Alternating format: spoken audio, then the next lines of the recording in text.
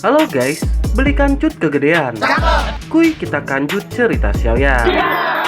Selamat datang kembali dalam pembahasan Battlethrough the Heavens versi novel. Terima kasih untuk kalian yang selalu setia di sini dan gak lupa terima kasih juga buat kalian yang udah lempar kopi buat Mimin. Kuy, gak usah lama-lama lagi, kita kancutkan ceritanya. Berkancut dengan Tetua Sukian yang memimpin Old Qian dan yang lainnya untuk berbincang-bincang. Mereka pun sudah berada di suatu aula besar dan saling bercengkrama bersenda gurau. Di tengah-tengah pembicaraan, Tetua Sukian menceritakan secara rinci permasalahan yang mereka alami di akademi. Tentu hal itu juga termasuk dengan Fallen Heartflame yang telah jatuh ke tangan Xiaoyan. Mendengar hal itu, Old Qian tersenyum dan sedikit terkejut karena akhirnya Fallen Heartflame jatuh ke tangan Xiaoyan. Setelah pembahasan itu, Xiaoyan yang merasa bersalah tidak mampu berkata apa-apa. Old Qian yang menyadari ekspresi Xiaoyan segera berkata agar Xiaoyan tidak perlu merasa bersalah atas semua yang terjadi. Akhirnya, Old Qian bercerita sedikit mengenai Fallen Heartflame di masa lalu. Ia berkata bahwa pada saat kepala sekolah menemukan Fallen Heartflame, ia berusaha untuk menelan dan memurnikan api surgawi tersebut. Namun usahanya berujung kegagalan setelah perlawanan kuat dari Fallen Heartflame itu sendiri. Karena kecerdasan yang ia miliki, maka kepala sekolah sangat sulit untuk melawan balik serangan Fallen Heartflame.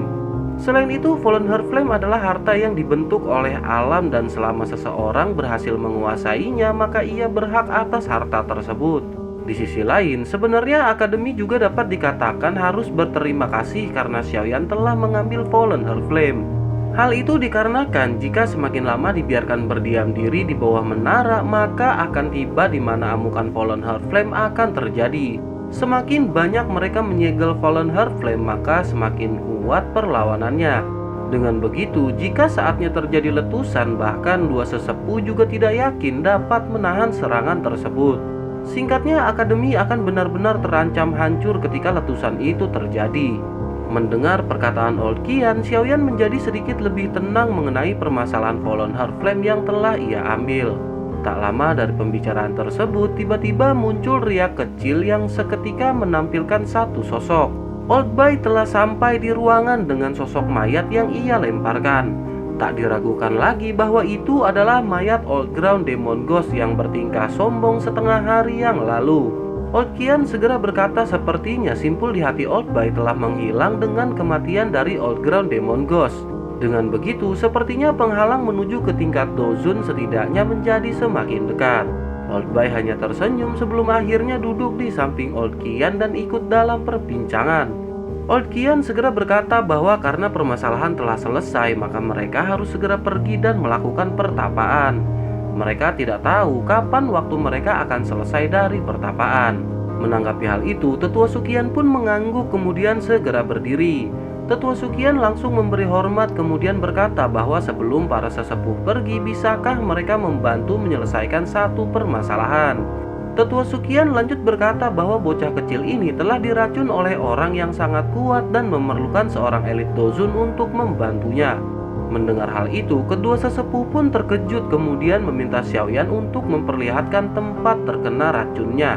Di sisi lain, Xiaoli baru mengetahui hal itu pun terkejut dan bertanya mengapa Xiaoyan tidak memberitahunya. Xiaoyan tersenyum kemudian berkata bahwa ia baik-baik saja dan tidak akan ada reaksi apa-apa di dalam tubuhnya. Setelah itu, Xiaoyan mengungkapkan titik hitam di dadanya dan langsung menjelaskan. Xiaoyan berkata bahwa ini adalah Demon Poison Spot yang dihasilkan oleh Doki penuh seorang ahli di tingkat Dozong yang mengorbankan nyawanya. Untuk menghilangkan racun tersebut membutuhkan kekuatan seorang di tingkat Dozun. Mendengar hal itu, Old Bai segera berkata bahwa Xiaoyan benar-benar dapat menyinggung seorang ahli Dozong yang sangat kuat hingga mendapat luka semacam ini. Old Qian sedikit tertawa, kemudian kedua sesepuh saling bertukar tatapan dan mulai menaikkan telunjuk mereka. Seketika energi keluar melesat menuju ke titik hitam dan berhenti beberapa sentimeter di depannya. Energi membentuk kristaldo yang seketika pecah menjadi banyak bagian kecil dan mulai masuk ke titik hitam. Tubuh Xiaoyan bergetar seketika energi mulai masuk dan mencoba mengusir racun yang ada di dalam tubuh Xiaoyan. Setelah agak lama, energi pun ditarik kembali dengan beberapa kabut hitam yang melayang. Menyadari hal itu, dokter peri kecil segera membungkus dan menarik kabut hitam, kemudian memasukkannya ke dalam tubuhnya. Ia berkata bahwa kabut tersebut sangat berbahaya dan akan dimurnikan di dalam tubuhnya. Mengingat tubuh dokter peri kecil dapat dikatakan penampung racun, maka hal itu tidaklah berbahaya bagi dirinya. Sementara itu, di sisi lain kedua sesepuh terlihat terengah-engah. Kemudian Old Kian berkata bahwa racun ini benar-benar memiliki energi yang sangat besar. Tetua Sukian segera bertanya apakah mereka berhasil mengusir racun di dalam tubuh Xiaoyan. Mereka pun menggelengkan kepala. Kemudian Old Bai berkata sepertinya memang membutuhkan ahli dozun asli untuk mengusir racun tersebut. Mendengar hal itu, Xiaoyan pun merasa sedikit kecewa, kemudian berkata dengan kekuatan mereka saja masih tidak mampu untuk mengusir racun. Menanggapi hal itu, Old Qian berkata bahwa mereka bukan tidak mampu mengusir racun, namun akan memerlukan beberapa tahun bagi mereka untuk benar-benar mengusir racun tersebut. Hal itu dikarenakan kekuatan mereka tidak mencukupi untuk mengusir racun secara penuh. Xiaoyan menggelengkan kepala, kemudian berpikir beberapa tahun tidak akan sanggup mengingat waktu yang dimiliki Xiaoyan sangat terbatas. Xiaoyan segera berkata bahwa ia akan mencari elit dozun dan sambil menunggu mungkin ia dapat dengan perlahan menekan racun menggunakan api surgawi di dalam tubuhnya. Xiaoyan pun menangkupkan tangan dan berterima kasih kepada dua sesepuh yang telah meluangkan waktu untuk membantunya. Akhirnya kedua sesepuh pun pamit dan dengan segera menghilang dari ruangan membuat semua orang terkejut. Setelah kepergian kedua sesepuh, Tetua Sukian pun mempersilahkan semua yang ada di aula untuk segera beristirahat setelah pertempuran yang menggetarkan jiwa. Saat ini Akademi Batin sudah terlepas dari masalah yang membuat mereka mengalami ketegangan beberapa tahun belakangan. Semua tetua pun mengangguk dan mulai pergi satu persatu. Sementara itu, Xiaoyan menghampiri mayat Old Ground Demon Ghost dan meminta seorang tetua untuk membekukan mayatnya dengan doki es. Xiaoyan berniat menyimpan mayat Old Ground Demon Ghost untuk menyiapkan kebangkitan gurunya kelak. Meskipun sudah ada tubuh Yunsan, namun tidak diragukan lagi Old Ground Demon Ghost memiliki kekuatan yang jauh jika dibandingkan dengannya. Setelah itu, akhirnya Xiaoyan pun pergi menuju ke kamarnya untuk memulihkan diri dari pertarungan sebelumnya. Singkat cerita, Xiaoyan pun telah sampai di kamar dan duduk bersila bersiap melakukan pemulihan. Xiaoyan berpikir bahwa kali ini ia sangat beruntung karena kedua sesepuh telah menghentikan lonjakan efek obat di serangan terakhir. Jika tidak, maka Xiaoyan mungkin akan terjatuh dalam kondisi pingsan karena sangat kelelahan. Saat ini Xiaoyan benar-benar merasakan banyak luka luar dan dalam di tubuhnya. Xiaoyan pun segera memejamkan mata dan berfokus pada pemulihan dan latihannya. Kristal Do mulai terisi hingga setelah setengah jam berlalu energi Xiaoyan kembali pulih. Ia pun segera membuka mata dan mengembuskan nafas keruh. Namun saat hendak menghentikan proses latihan, Xiaoyan samar-samar merasakan energi masuk ke dalam tubuhnya. Riak energi yang sangat deras segera memenuhi tubuh Xiaoyan membuat ia terkejut. Tentu kali ini Xiaoyan bukan seorang pemula yang tidak tahu apa-apa tentang kondisi tersebut. Ia pun lanjut memejamkan mata, memfokuskan semua energi yang masuk dan mencoba menerobos ke bintang 5 Do Huang. Setelah beberapa lama berlangsung, akhirnya Xiaoyan pun membuka mata dengan kegembiraan. Ia benar-benar tak menyangka bahwa setelah pertarungan yang menggetarkan jiwa, dirinya dapat melangkah ke bintang 5 Do Huang. Selain itu, luka-luka yang seharusnya dapat pulih dalam waktu setidaknya 1 bulan telah berkurang hanya dalam setengah hari. Kondisi Xiaoyan saat ini benar-benar telah mendekati puncaknya. Setelah itu, Xiaoyan berniat untuk berlatih teknik pedang yang ia dapatkan dari Xiaoli dan mengeluarkan gulungan dari cincin penyimpanannya. Xiaoyan membaca setiap kata yang tertulis hingga akhirnya ia terkejut karena adanya riak spiritual dari si pembuat teknik. Ia pun segera mengeluarkan energi spiritual dan masuk ke alam lain di mana Xiaoyan berada di atas magma yang merah menyala. Xiaoyan melihat sosok yang menunjukkan tiap gerakan yang harus ia pelajari dan bergegas mengingatnya. Setelah selesai, Xiaoyan berpikir sepertinya ia harus berlatih di tempat yang mengandung energi magma. Dengan begitu, tingkat pelatihannya akan cepat meningkat mengingat Xiaoyan memiliki doki berafinitas api. Xiaoyan seketika teringat kedalaman magma di bawah menara pelatihan, kemudian berniat meminta izin kepada Tetua Sukian. Singkat cerita, Xiaoyan pun telah meminta izin kepada tetua Suqian dan segera diantar ke lantai paling bawah dari menara pelatihan. Saat ini kondisi paling bawah menara sudah tidak dijaga mengingat Fallen Heart Flame sudah tidak ada di sana. Setelah itu, Suqian pun mempersilahkan Xiaoyan untuk masuk ke dalam ruangan yang penuh magma. Tetua Suqian berkata bahwa ia akan menempatkan penjaga di pintu masuk untuk memastikan tidak ada kesalahan yang dialami Xiaoyan. Suqian meminta Xiaoyan untuk memberikan tanda jika ia mengalami beberapa bahaya. Xiaoyan pun mengangguk sebelum akhirnya masuk ke ruang yang penuh magma untuk berlatih. Api hijau segera melonjak melapisi tubuh Xiaoyan dari panasnya magma yang hendak menyentuh kulitnya. Xiaoyan tidak langsung berlatih, melainkan membuat satu gua dengan hantaman pedangnya untuk tempat beristirahat. Setelah gua terbentuk, ia pun segera masuk dan duduk bersila memahami kembali energi yang ada di sekitar magma. Tak berselang lama, Xiaoyan pun membuka matanya dan terkejut ketika menyadari energi magma sangat banyak dan melebihi harapannya. Xiaoyan mengira jika seperti ini maka ia akan dapat menembus bintang 6 Do Huang hanya dalam waktu kurang dari 6 bulan. Setelah itu barulah Xiaoyan mengeluarkan pedang besar dan berlatih dengan gerakan yang ia lihat dalam gulungan tersebut. Proses berjalan cukup lama hingga tak terasa setengah bulan pun telah berlalu. Sampai titik ini Xiaoyan masih belum mampu menguasai teknik pedang yang ia pelajari.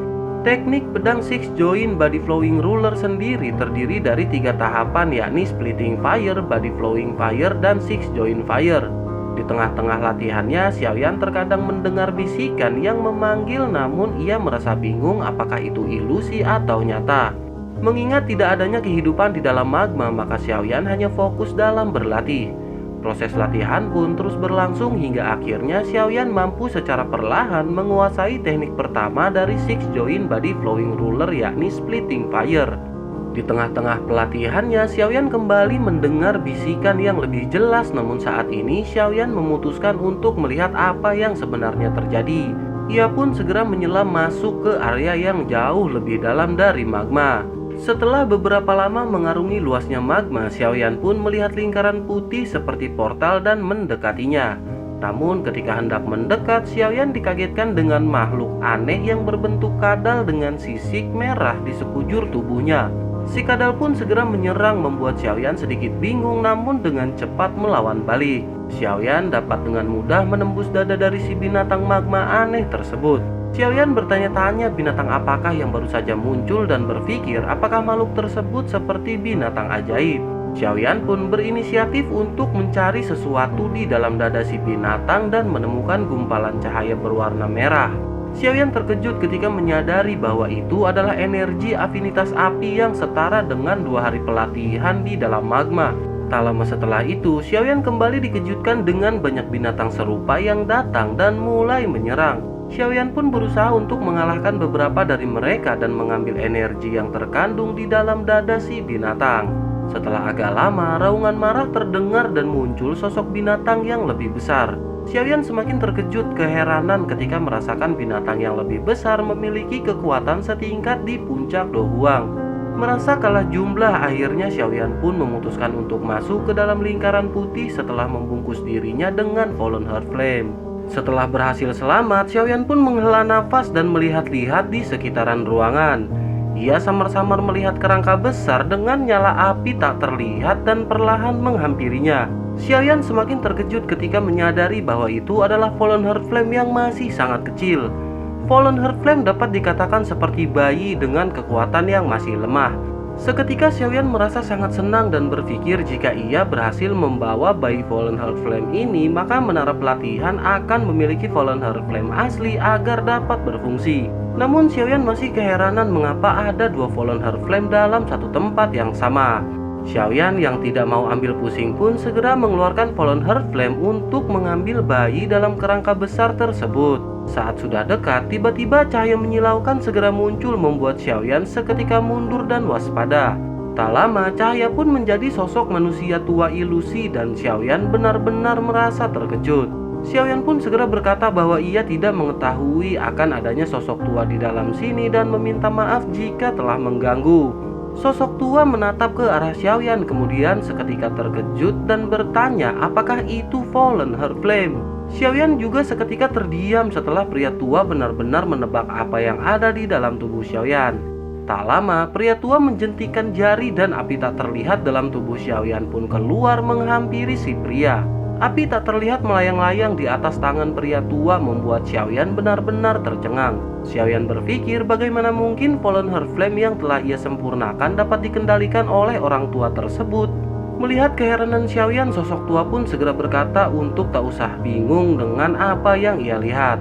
Hal ini dikarenakan pria tua tersebut adalah pemilik sebelumnya dari Fallen Heart Flame. Xiaoyan pun terkejut dan berpikir apakah sosok tua tersebut akan merebut Fallen Heart Flame dari tangannya. Si pria kembali berkata bahwa ia tak akan melakukan hal tersebut dan jika itu terjadi maka Xiaoyan dapat membunuhnya dengan mudah. Xiaoyan benar-benar bingung menyadari pria tua yang dapat membaca pikirannya, kemudian ia pun segera berbicara. Xiaoyan meminta maaf jika ia telah mengganggu dan tidak berniat untuk merebut Fallen Heart Flame. Si pria segera tertawa kemudian bertanya apakah Xiaoyan menginginkan bayi Fallen Heart Flame yang ada di sini. Mendengar pertanyaan tersebut, Xiaoyan yang waspada segera menjawab bahwa ia telah puas dengan Fallen Heart Flame yang saat ini ia miliki. Oleh karena itu, ia tidak tertarik untuk mengambil Fallen Heart Flame yang ada di sana.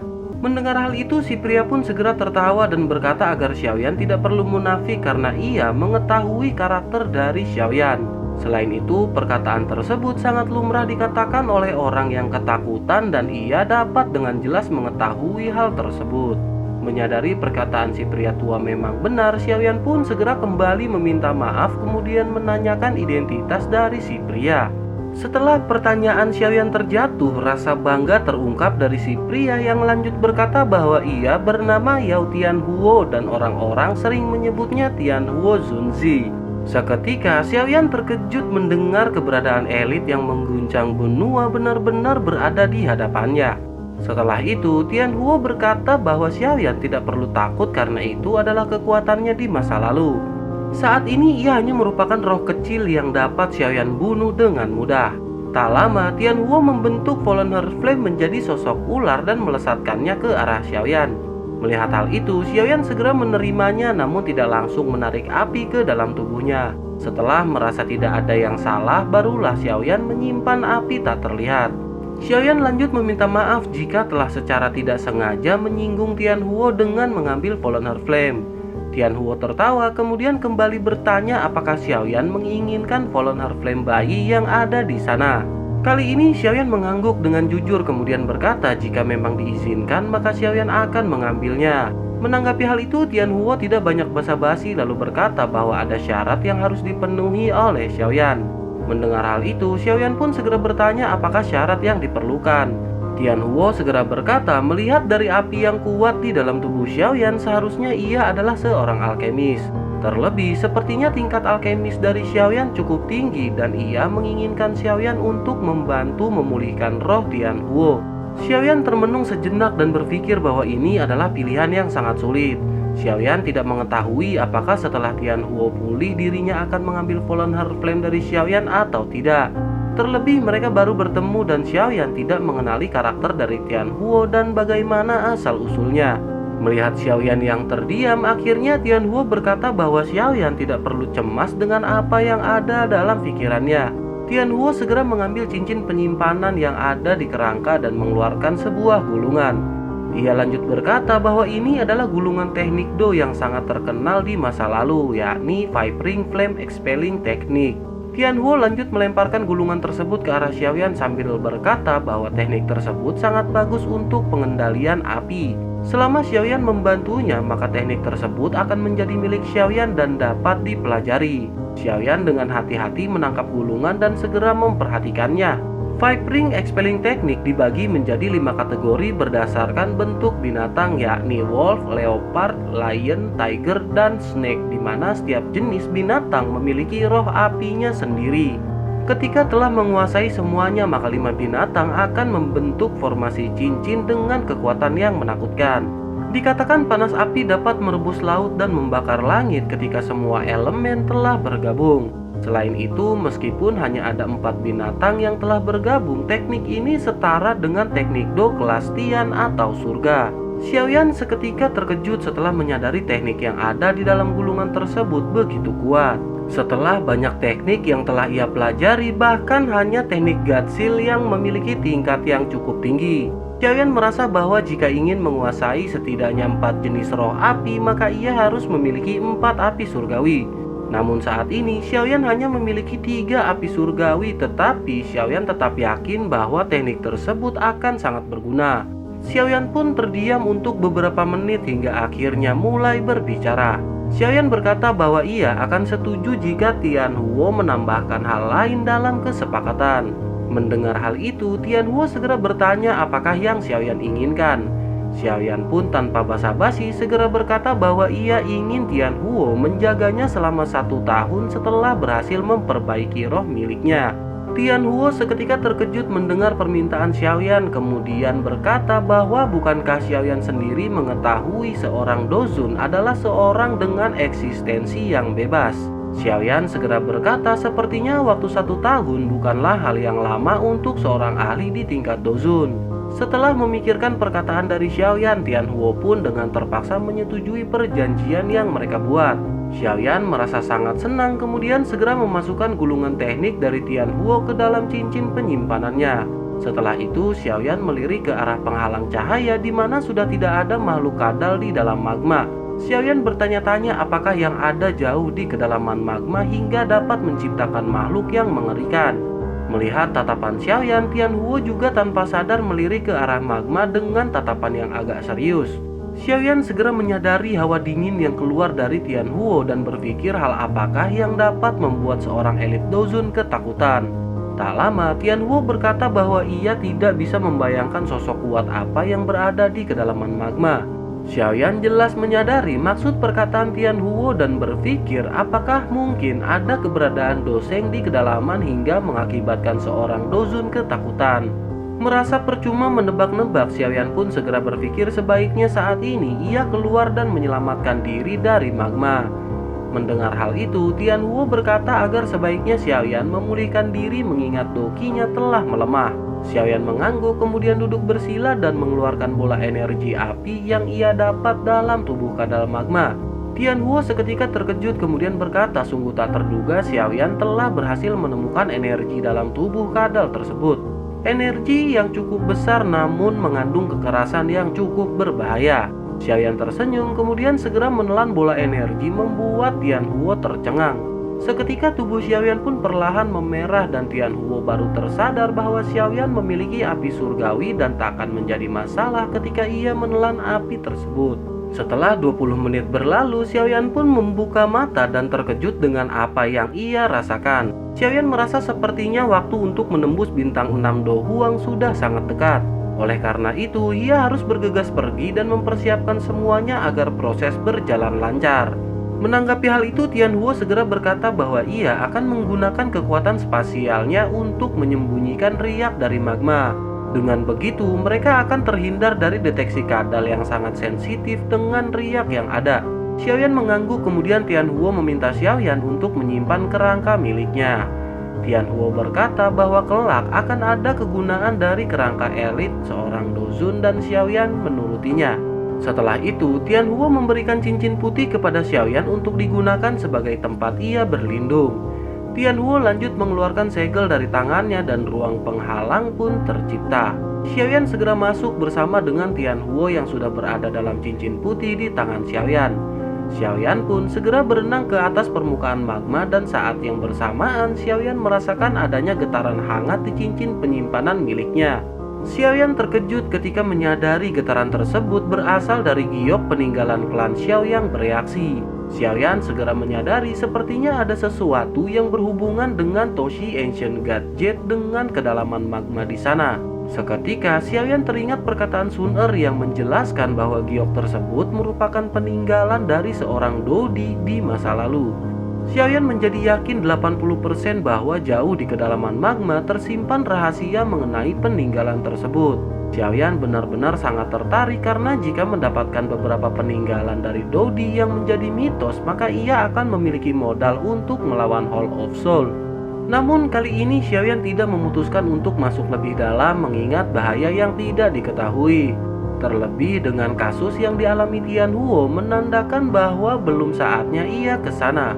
Makhluk setingkat Dozun jelas bukan tandingan Xiaoyan untuk saat ini dan ia memutuskan untuk menunda menyelam lebih jauh. Tak lama setelah itu, akhirnya Xiaoyan pun berhasil keluar dari magma dan melayang di udara. Xiaoyan menghela nafas hingga tak lama sosok ilusi pun muncul di hadapan Xiaoyan. Tian Huo berkata akhirnya ia berhasil keluar setelah sekian lama menunggu seseorang untuk membebaskannya. Tian Huo berkata bahwa ia tidak bisa berlama-lama di luar mengingat kekuatannya telah ia gunakan. Tian Huo lanjut menjelaskan bahwa ia akan menyerahkan segala permasalahan mengenai pemulihan roh kepada Xiaoyan.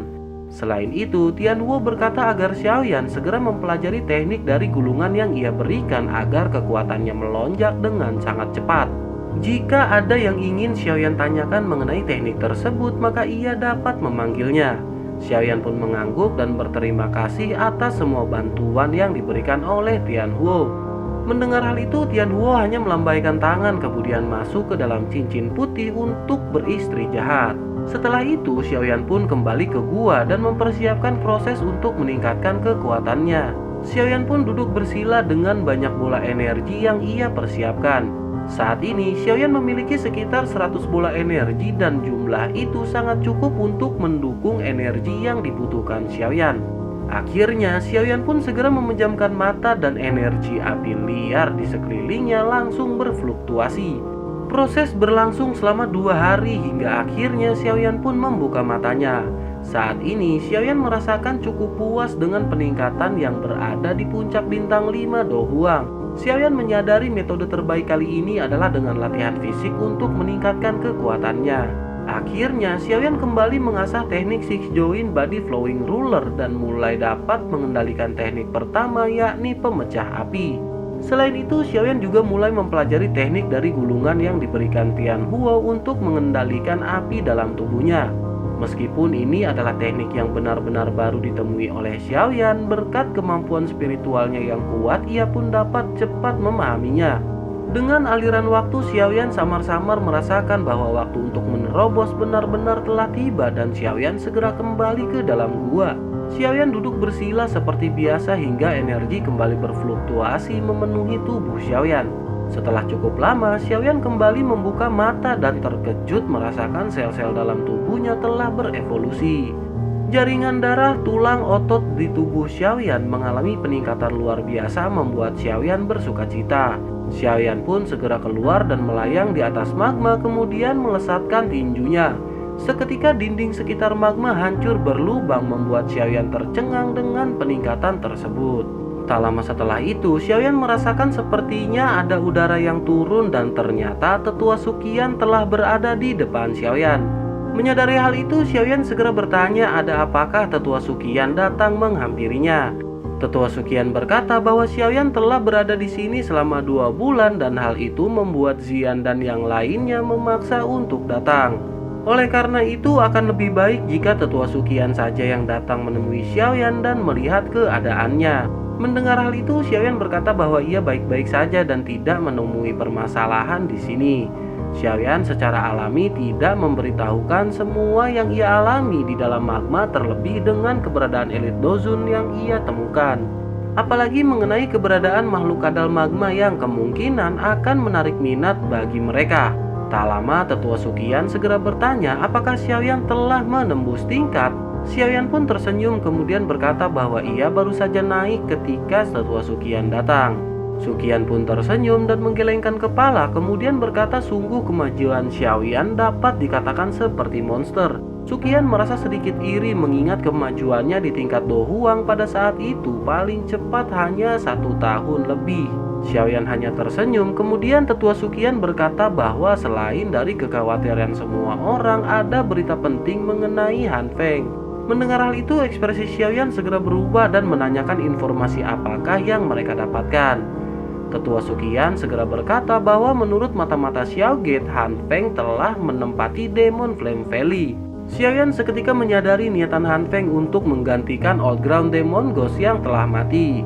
Dengan kemampuan alkemis yang dimiliki Han Feng, maka akan dengan mudah menguasai Demon Flame Valley. Dengan begitu maka Han Feng akan mampu menarik banyak kekuatan untuk melawan mereka. Tetua Sukian segera bertanya apakah yang akan Xiaoyan lakukan setelah mengetahui informasi tersebut. Xiaoyan segera berkata apalagi yang dapat mereka lakukan selain menghabisi Han Feng saat ini juga. Xiaoyan meminta Tetua Sukian menyiapkan pasukan untuk mereka berangkat ke Demon Flame Valley dan menghancurkan Han Feng. Sukian mengangguk kemudian bertanya kapankah mereka akan melakukan serangan.